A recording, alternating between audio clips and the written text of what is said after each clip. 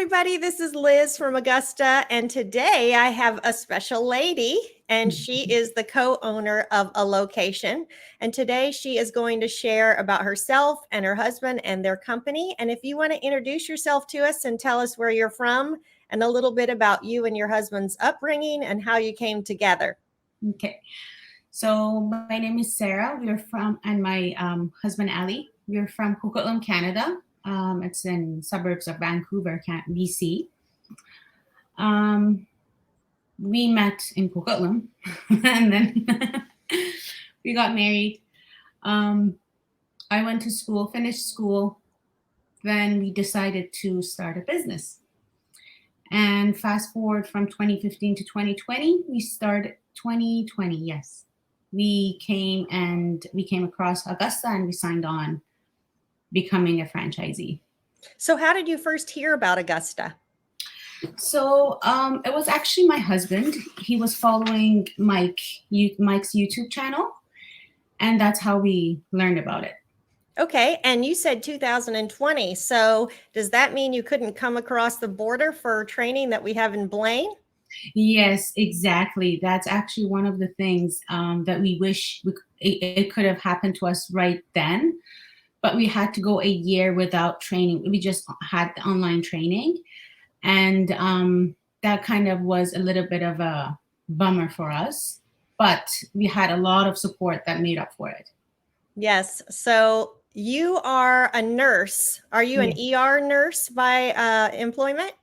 No, I'm actually a cardiac surgery ICU nurse. Okay. Yes. Well, we Yes. appreciate your service to Thank everyone up there. And she you. is in Canada, by the way, everybody. And so it was during COVID that they had purchased the franchise and then they were not able to come down. So tell us a little bit about the dynamic of you and your husband and how the business is run on a day-to-day basis.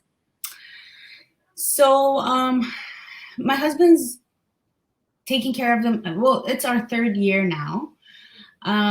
But how it used to be, and mainly right now, is that he takes care of the operations side, does the estimates and sales, and then I kind of help with the background a little bit with the help of Command Center. And it's mainly him, but I kind of fill in here and there. Okay. So for those listening, we have the Command Center that can be somebody's full office staff, but a franchisee is sovereign in itself in that it follows the systems, but then it can run its business independently how it would like to. And you guys have run it pretty independently. So do you take your own phone calls as well? No, Command Center does it for us. Okay. And is that the only service they provide for you? Yes.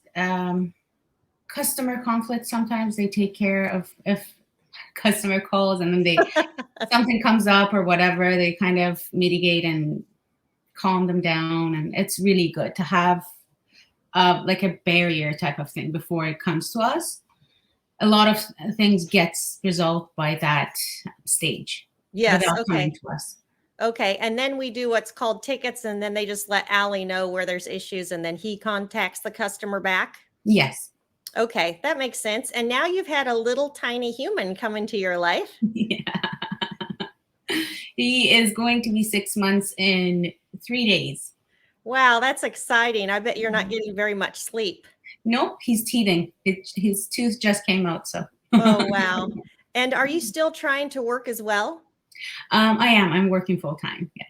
Okay. Wow. Yeah. That's been a challenge, I'm sure. So Ali is probably handling the majority of Augusta then at this time. Yes. And so when you talk to him and he talks about going into the season, now for the listeners, it is April 2nd. And so we're starting into another season, and it's springtime and our busiest time of year. So how does he feel going into this season? Does he feel really prepared and excited, or is he a little bit nervous, or how has he been? He's excited. We want to say we have with the help of the system, we kind of had enough time. As I mentioned, it's our third year. We had enough time to adjust with the system and kind of pick up the areas that we were lacking before, especially with the training that we did last year.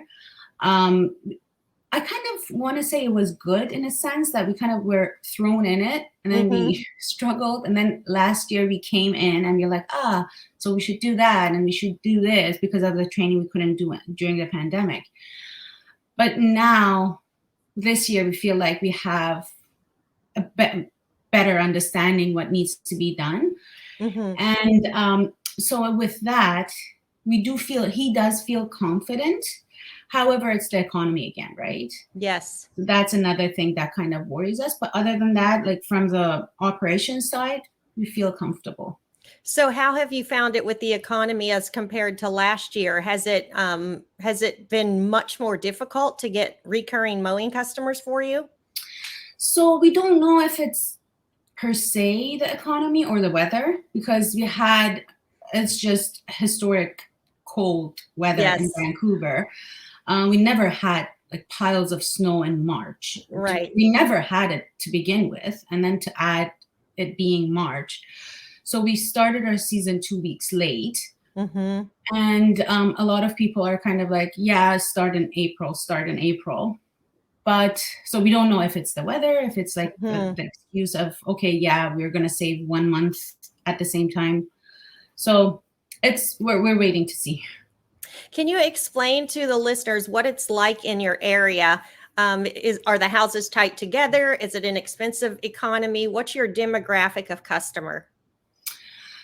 So the area, well, Vancouver alone is the most expensive city in Canada. And we are again in suburbs of we were like 30 minutes away from core downtown Vancouver. Mm-hmm. But still, like the houses are quite packed, and we have areas that have row houses. We have areas that have larger lots, but nowhere like farmlands. No, it's urban. It's very close to each other. Okay, and the housing, is it tight housing, hard to find places to live? Is the housing pretty expensive? It's very expensive. Yes. Yeah. From Yeah. what hardly anybody I know up there actually owns a house. They own a house and then they rent out the bottom or the top so that they can make their mortgage. Exactly. So by Canadian dollar, you cannot own a house for less than 1.1 million. Wow. Yeah. So that's like, even I'm saying going 45 minutes, an hour away from Vancouver. Mm-hmm. So yeah. So a little postage stamp size lawn up there. What would be the lowest price that you would typically, like a minimum price that you would come and mow for? So our dispatch price, it doesn't matter what size, like how small it is, we're doing 30-35. Okay. And that's if they don't have stairs, if it's easy access and things like that. Mm-hmm. And then are your routes pretty dense in those neighborhoods?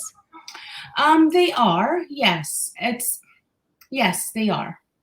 But it's just that sometimes we have, like, because we are the demographic, the area that we are, like geographical place of it, we have areas up the hill, and those are mainly our customers. So that kind of makes it difficult to have a one-person route. We have to have two people on so that they can take care of the stairs and such. I see. That makes total sense. Mm-hmm. So how many employees do you have now and trucks? So we have 2 trucks in the process of buying a one van, and we have 4 employees, and 2 part-time, 2 full-time, and Ali working part-time.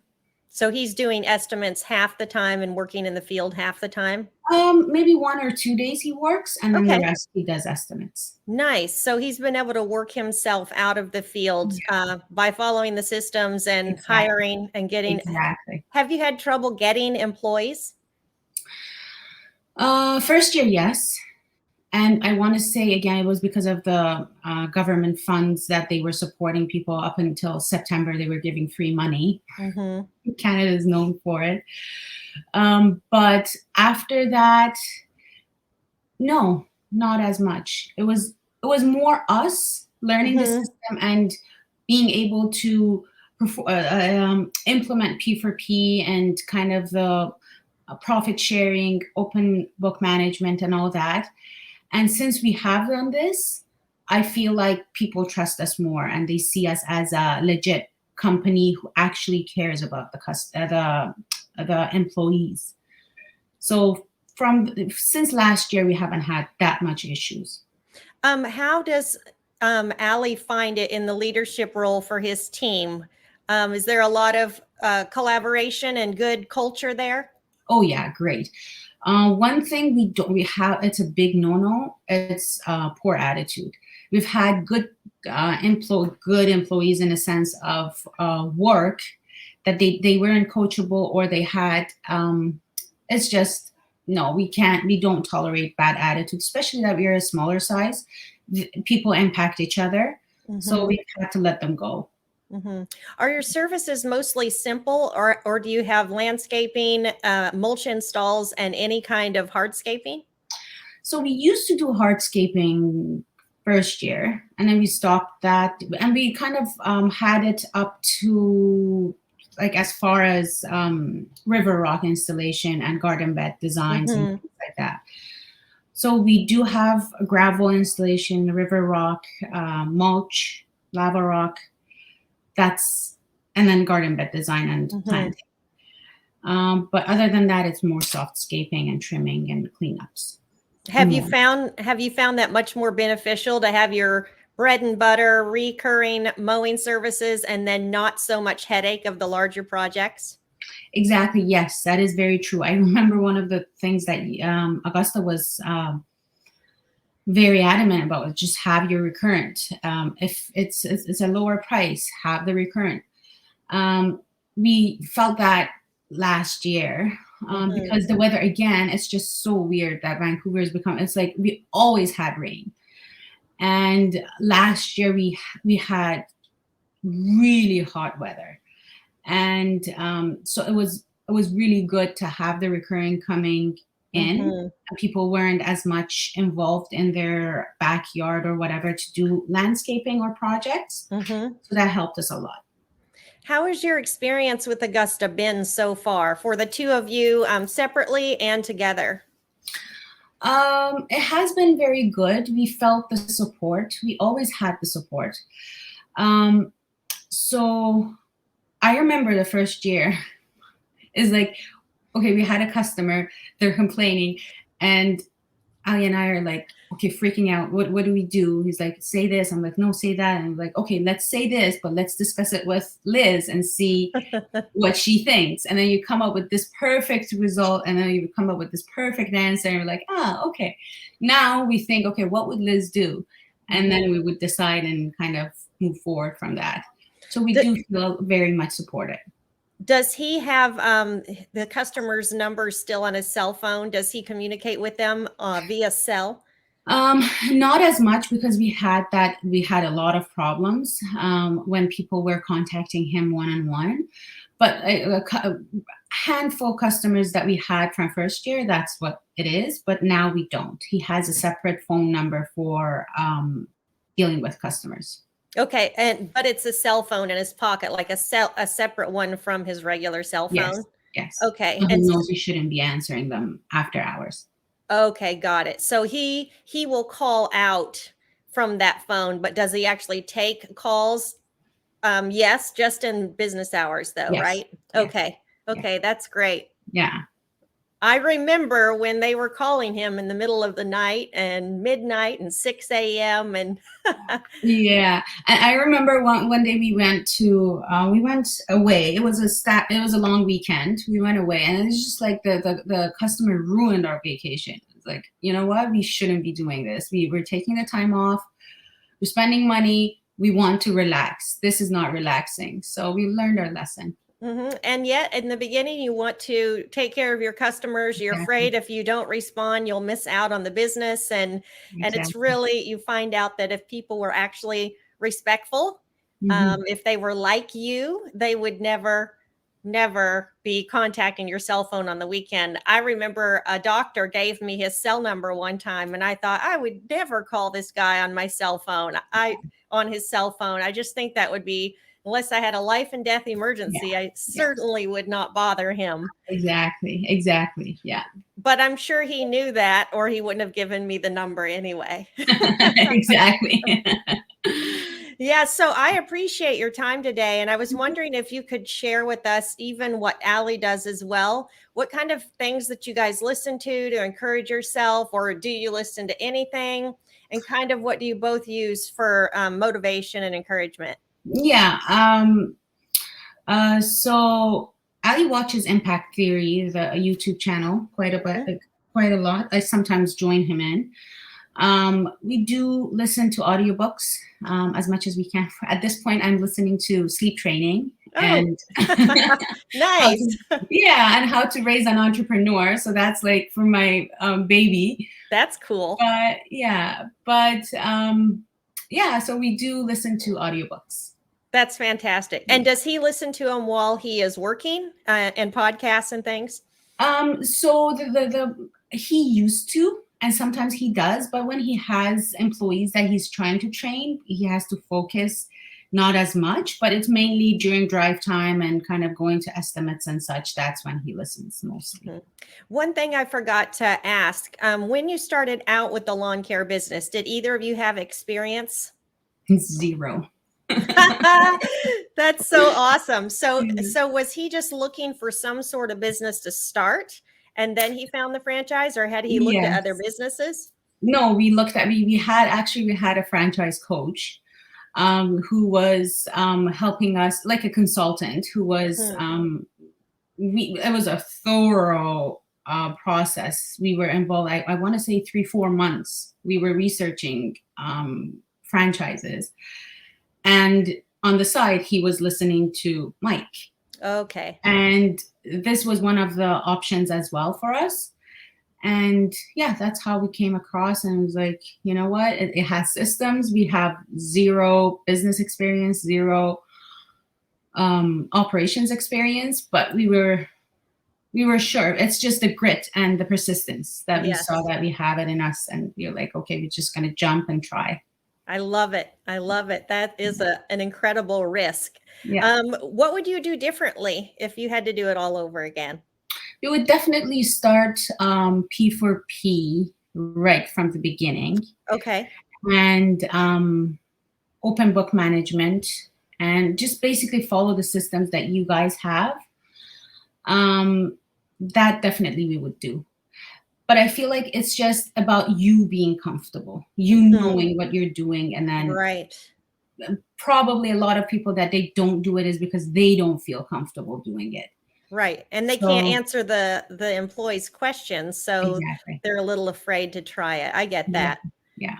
That's the way it was for us when we started, and some of the employees ask questions all day long Yeah. Yeah. about, am I getting paid if I go help my fellow employee? Yeah. And so Exactly. you want to be able to have the answers to that. Exactly. So what was your revenue like the first year that you started, as opposed to the second and now going into the third?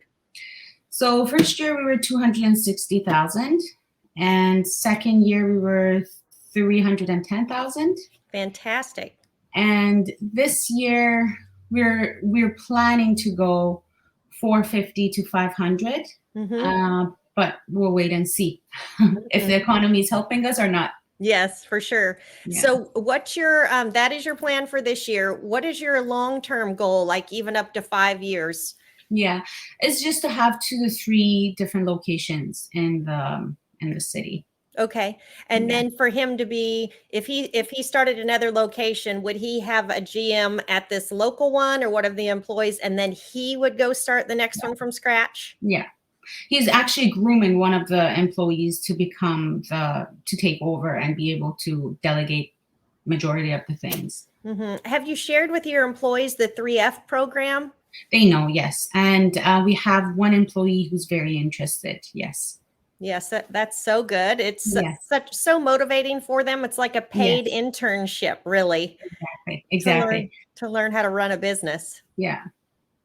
So to wrap up today, I was wondering if you could share a quote that's maybe your favorite and Allie's favorite. Yeah. So I actually have that as a reminder on my phone. I just wrote it so that I can. So it's there. There's a Norwegian saying. It says, "There's no such a thing as bad weather, only bad clothing."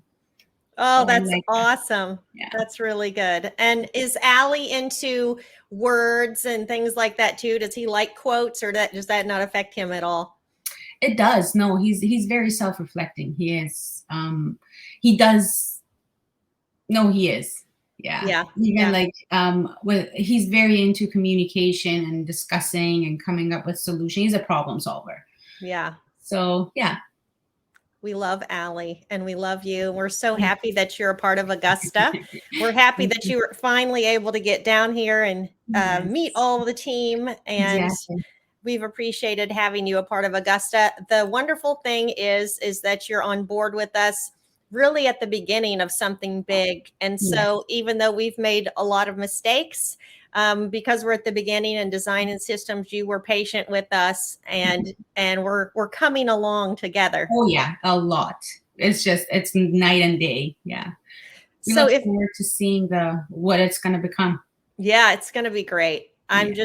just excited about the future, and with Copilot and everything and all of Mhm. us transitioning, that'll be a big move for the franchise. That would be great. Yeah. So it's not often that you have a platform to encourage other business owners. And there is the wife that is supporting the husband from the sidelines, Mhm. like you are, where he's mostly running the business. And then there is the lady that's maybe running the business herself. And then Mhm. there's also the person that probably resents the whole thing because she doesn't Mhm. understand it.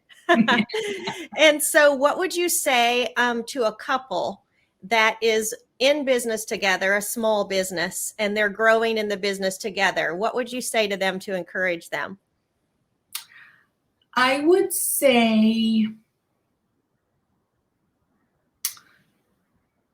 well, first of all, business like is like a baby; it never sleeps, Mm-hmm. and you need to hold its hand and just walk it through. So if you're thinking that it's ever going to stop, it never does. Mm-hmm. If you're going to hold your put your relationship on hold till this happens, till you get there, it's never going to happen. So it's like relationship is life. It's going day and night, and business is business. It goes day and night. It has to go parallel. Mm-hmm. And you have to learn how to find the balance. Because if you're gonna say put a stop on the business to work on the relationship, or look for the best time to work on business and then let the relationship go, it's just you're gonna lose ultimately. Mm-hmm. It's really difficult. Like it's very important to juggle. Yes, that is amazing advice. Wow. Thank you. Business never sleeps like a baby. No, it doesn't. Uh, Yeah. that is great advice. So I'll let you go with that. Thank you Mhm. so much for your time today. It's Thank very you. much appreciated. Thank you. I was very excited to join, and thank you very much. Thank you. You have a nice day. You too. Bye bye.